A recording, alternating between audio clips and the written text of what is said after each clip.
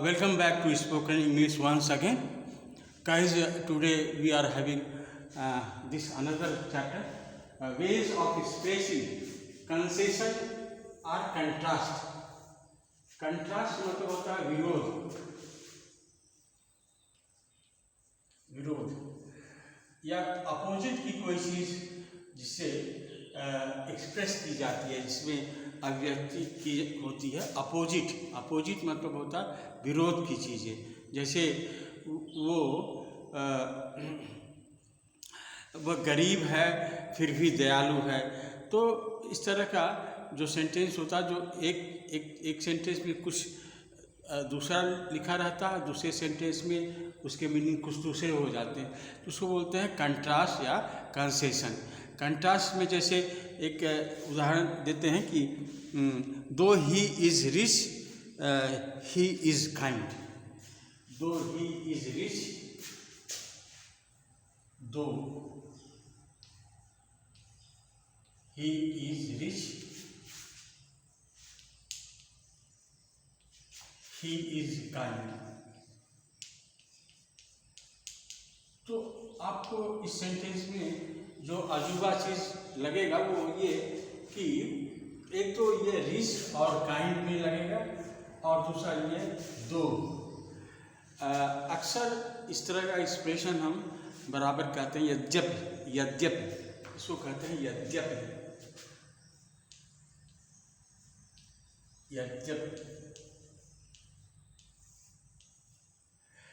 तो इस तरह का जो एक्सप्रेशन होता है उसको हम किस तरह से अनुवाद करेंगे या स्पोकन इंग्लिश में किस तरह से हम इसको एक्सप्रेस करेंगे, तो इसके भी कई तरीके हैं और कई ढंग से हम बताएंगे कि कैसे किया जाता है। जैसे ऑल्दो ही इज रिच, वो अमीर है लेकिन दयालु है, तो ये अपोजिट चीज़ है। दोनों अपोजिट सेंस, इस सेंस में कि जो लोग धनी होते हैं वो दयालु नहीं होते।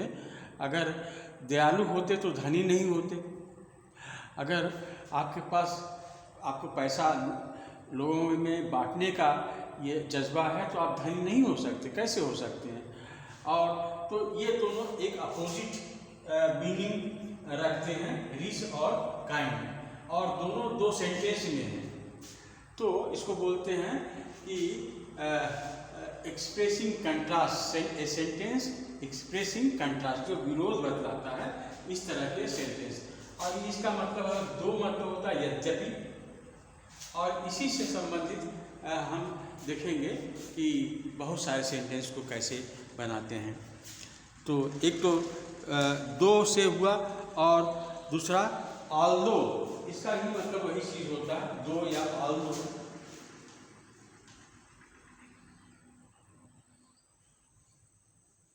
ऑल्दो ही इज रिच,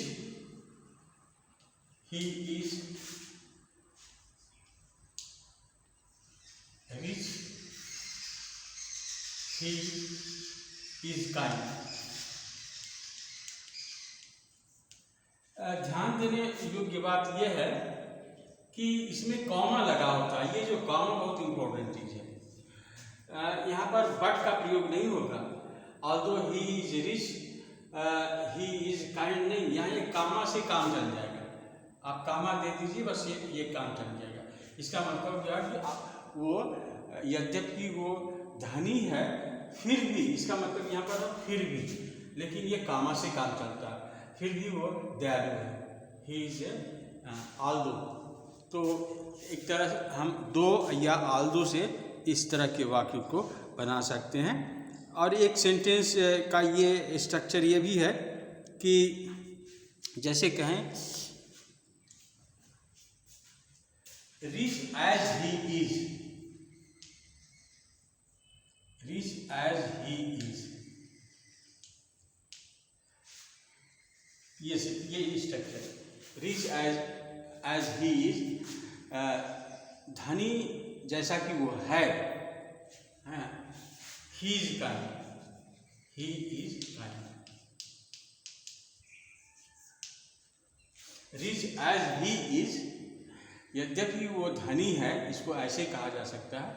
या rich rich as he is, लेकिन मतलब उसका वही होगा कि यद्यपि वो धनी है, धनी तो है ही, इसका धनी तो है ही, लेकिन वो दयालु है, कामा दे करके इसको इस तरह से प्रयोग करें, रिच एज ही इज।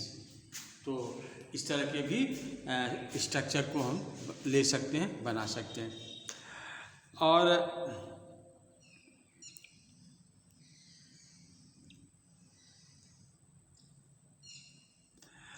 अब इस तरह से ऐसे भी कर सकते, ही is rich Indeed, he is rich Indeed, he is rich Indeed. अब देखिए ये इसको बनाते हैं,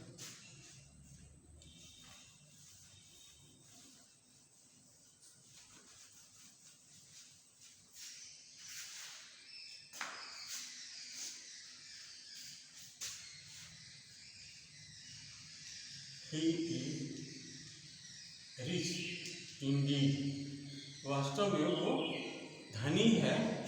अब इसमें बट का प्रयोग करते हैं, बट मतलब होता है लेकिन, तो इसमें बट का प्रयोग कर सकते हैं, but he is kind, but he is kind.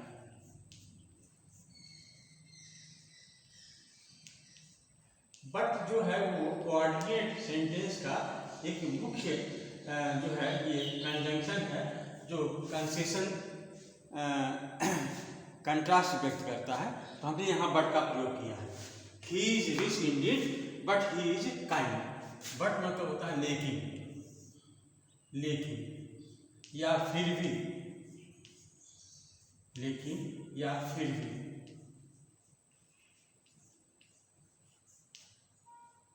He is rich Indeed comma, और इसके बाद बट ही इज काइंड। अब दूसरा स्ट्रक्चर देखते हैं। हाँ, इन स्पाइट ऑफ बीइंग रिच, दूसरे तरह का, इन spite of being rich, in spite of being rich, इस तरह का स्ट्रक्चर जो है, इन स्पाइट ऑफ, धनी होने के बावजूद, धनी होने के बावजूद, ही is kind, he is kind, धनी होने के बावजूद भी वो दयालु है, मतलब उसकी धर्मानुसार जो है झलकती है, यद्यपि वो धनी है। तो इन स्पाइट ऑफ बीइंग रिच, धनी होने के बावजूद भी वो दयालु है। इन स्पाइट ऑफ बीइंग रिच मतलब धनी होने के बावजूद भी वो दयालु है। तो एक स्ट्रक्चर ये भी हो गया। और फिर देखते हैं डिस्पाइट ऑफ हिज रिचनेस। अब इसका मतलब भी होता है despite of his richness,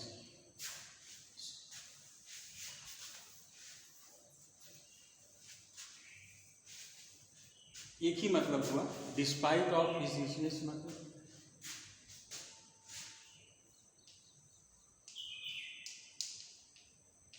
despite के बाद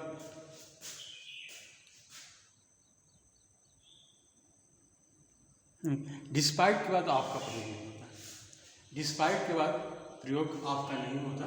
ये इसमें ऑफ प्रयोग होता है इंस्पाइट ऑफ या डिस्पाइट, इसमें नहीं होता। Despite his richness, despite richness ऐसे ही कर सकते हो, अमीरी के बावजूद भी, डिस्पाइट रिचनेस, अमीरी के बावजूद भी, डिस्पाइट रिचनेस, अमीरी के बावजूद भी, ही is kind, he is kind.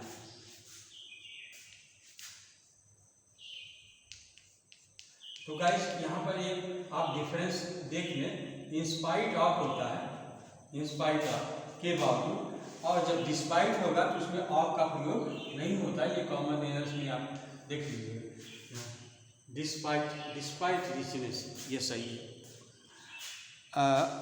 Again see, he is rich nevertheless he is kind, nevertheless मतलब इस, ये भी इसके बाजू, नेवरदेलेस, नेवरदेलेस,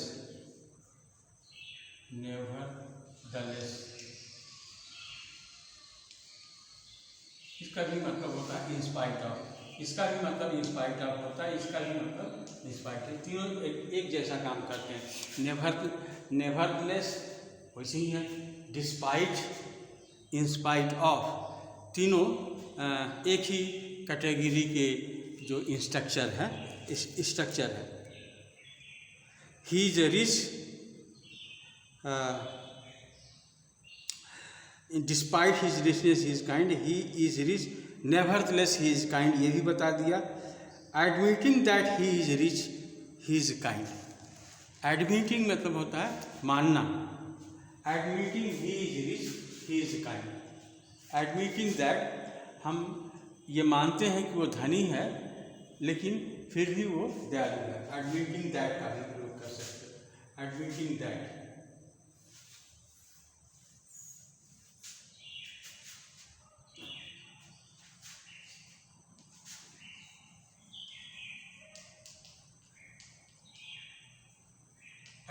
एडमिटिंग दैट के बाद आप इसको कर सकते हैं, admitting that, admitting that he is rich he is kind, और ही इज रिच, और इसके बाद एट का प्रयोग होता है, या स्टिल का प्रयोग हो सकता है, और बट का प्रयोग होता है। ये तीन और भी कंजंक्शन प्रयोग होते हैं,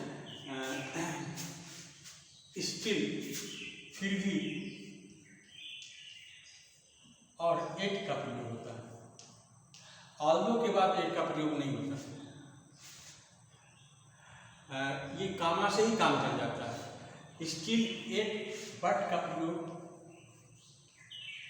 आप कर सकते हैं। He is rich, still he is kind, he is rich, still he is kind, he is rich yet he is kind, ये भी सही है।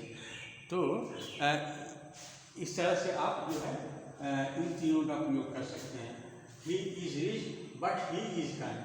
तो इस तरह से आप देखते हैं कि हमने कंट्रास्ट के जो सेंटेंसेस बनते हैं, करीब 1 दर्जन के करीब आपको इसके सेंटेंसेस को बना करके दिखाया कि कैसे वो हम 1 दर्जन के करीब सेंटेंस बना सकते हैं, कंट्रास्ट जो शो करता है।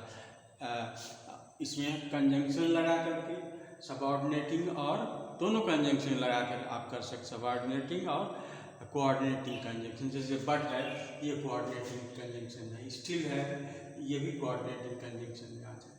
और इसके बाद despite, in spite of, nevertheless, although, though, ये सब कंजंक्शन है। एडमिटिंग दैट, ये भी कंजंक्शन है। तो इस तरह से हम इसको बना सकते हैं, जिसमें हम ऐसे सेंटेंस को एक्सप्रेस कर सकते हैं जिसमें विरोध का है। तो गाइस, 2 तरह के सेंटेंस होते हैं और 2 तरह के वर्ड्स यूज़ किए रहेंगे। एक तो पॉजिटिव होगा और उसके कंट्रास्ट में होगा। तो इस तरह के वाक्य को हम बनाते हैं। तो that is all for today. Will be coming with another lesson. Till then, bye.